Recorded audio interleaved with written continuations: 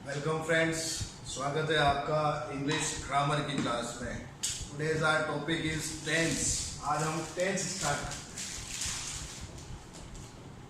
हैं। देखिए टेंस क्या है। टेंस जिसे कहने वाले टाइम भी कहते हैं और टाइम ही है। हिंदी में यदि बात करें तो इसे काल कहा जाता है। काल मीन्स समय। और देखिए टेंस की यदि डेफिनेशन की बात करें तो the tense is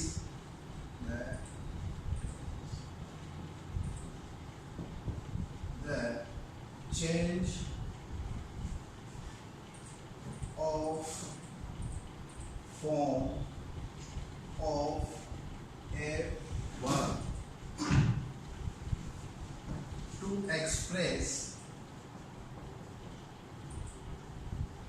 express the time of action। Tense क्रिया का वह रूप है जो समय को दर्शाता है। टेंस क्रिया का वह रूप है जो समय को दर्शाता है। अब देखिए इस टेंस शब्द की उत्पत्ति कैसे हुई। टेंस की उत्पत्ति हुई है, एक लैटिन शब्द है टेम्पुस। इससे इसकी उत्पत्ति हुई है। इसका अर्थ होता है टाइम। इसका अर्थ होता है टाइम। ठीक है, वैसे ये जानकारी बहुत से के पास नहीं होती है, फिर भी मैं आपको बता देता हूं कि टेंस की उत्पत्ति एक लैटिन वर्ड टेम्पुस या टेम्पस से हुई, जिसका अर्थ होता है टाइम। अब देखिए टाइम कैसे कैसे होता है। टाइम की यदि बात करें तो टाइम जैसे एक टाइम तो था, एक टाइम था, एक टाइम है और एक टाइम होगा, एक टाइम होगा। तो इसी से हम टेंस की पहचान कर सकते हैं। इसी से हम टेंस की पहचान कर सकते हैं या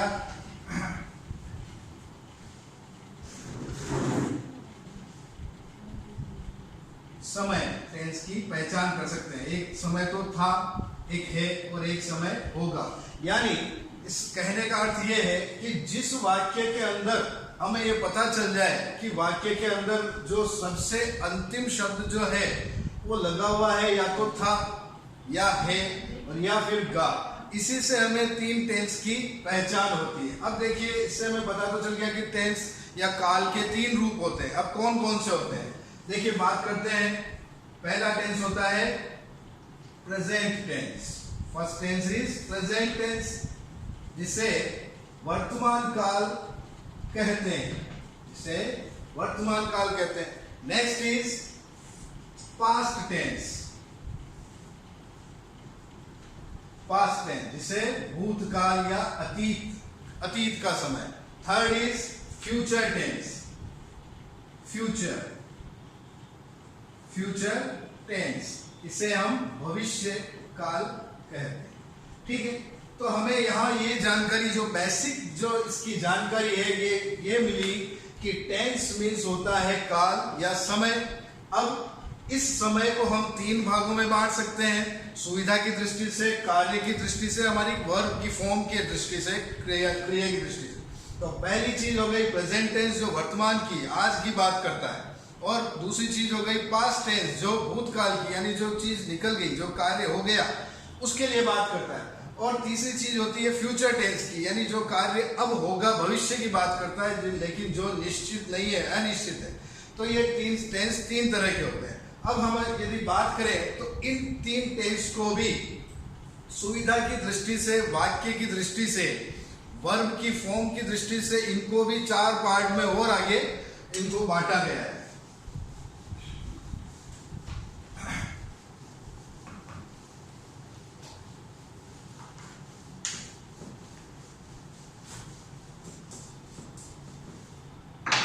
देखिए फर्स्ट प्रेजेंट टेंस,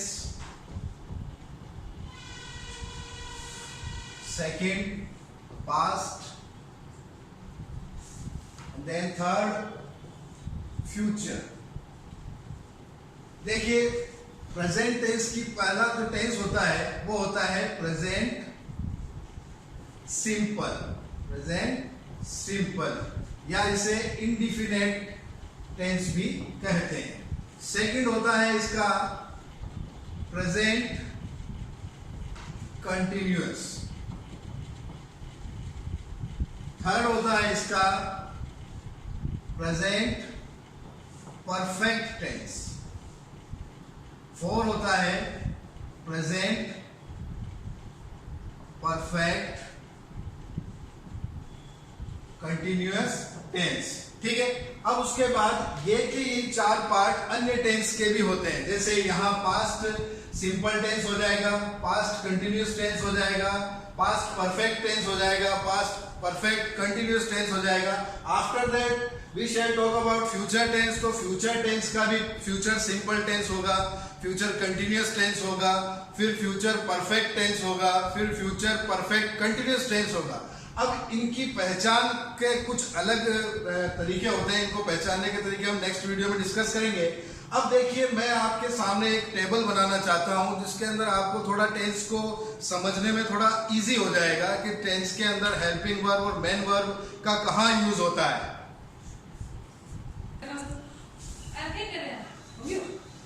चलिए, next we shall discuss about the tense table with helping verb and main verb. देखिए, मैंने 12 ही टेंस की हेल्पिंग वर्ब और मेन वर्ब के साथ एक टेबल बना ली है आपकी सुविधा की दृष्टि से, जो आपको काफी हेल्पफुल रहेगी। पहले बात कर लें प्रेजेंट टेंस की, तो पहला टेंस है प्रेजेंट सिंपल। देखिए, उस प्रेजेंट सिंपल टेंस के अंदर जो हेल्पिंग वर्ब यूज आती है डू और डज यूज आती है, और मुख्य क्रिया या मेन वर्ब की फर्स्ट फॉर्म यूज आती है। अब देखिए, डू और डज, इसका भी एक नियम है कि इस टेंस के अफर्मेटिव सेंटेंस के अंदर कोई हेल्पिंग वर्ब का यूज नहीं होता, बस आपको ये ध्यान रखना है। नेक्स्ट हम बात करें प्रेजेंट कंटिन्यूअस की, इसके अंदर हेल्पिंग वर्ब यूज आती है इज, एम और आर। इज, एम, आर, और ये कंटिन्यूअस टेंस है, इसका मतलब इसके अंदर वर्ब के साथ आईएनजी फॉर्म लगेगी, और आईएनजी फॉर्म हमेशा मुख्य क्रिया की फर्स्ट फॉर्म के साथ ही लगती है। नेक्स्ट हम बात करें प्रेजेंट परफेक्ट टेंस की, तो परफेक्ट टेंस यानी जो कार्य हो चुका होता है उसके लिए बात होती है, जो इसके अंदर यहाँ हेल्पिंग वर्ब लगेगी हैज और हैव, और मुख्य क्रिया की तीसरी फॉर्म लगेगी, वर्ब की थर्ड फॉर्म यहाँ यूज होगी। फिर उसके बाद हम बात करें प्रेजेंट परफेक्ट कंटिन्यूअस टेंस की। देखिए, परफेक्ट कंटिन्यूअस टेंस, इसके अंदर क्या होता है कि समय दिया होता है, किसी कार्य के जारी होने के अंदर या उस कार्य की निरंतरता के साथ उसका समय भी दिखाया होता है, इसलिए इसके अंदर इसकी सहायक क्रिया या हेल्पिंग वर्ब लगेगी हैज, हैव और उसके साथ बीन। फिर मेन वर्ब लगेगी वर्ब की फर्स्ट फॉर्म और आईएनजी, और फिर उसके अंदर समय भी दिखाना होगा ऐसे सेंटेंस के अंदर। फिर पास्ट टेंस की बात करें तो पास्ट सिंपल टेंस।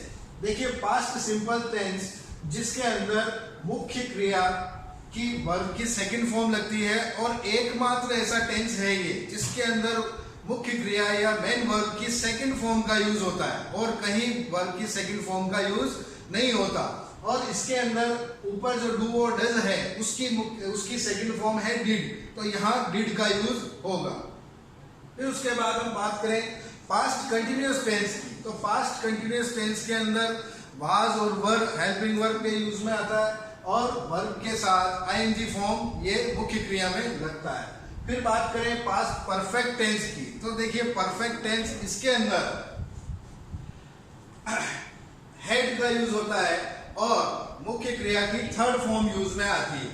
फिर पास्ट परफेक्ट कंटिन्यूअस टेंस, इसके अंदर हेड के साथ बीन का यूज किया जाता है हेल्पिंग वर्ब में, सहायक क्रिया में, और फिर जो मुख्य क्रिया होती है उसके अंदर आईएनजी फॉर्म लगाते हैं और समय भी दिखाना आवश्यक होता है। फिर उसके बाद जब बात करें फ्यूचर टेंस की, तो देखिए फ्यूचर टेंस के अंदर जो सिंपल टेंस है उसके अंदर हम यूज करेंगे मुख्य क्रिया सहायक क्रिया शैल और विल, और इसके अंदर मुख्य क्रिया की फर्स्ट फॉर्म यूज में आती है।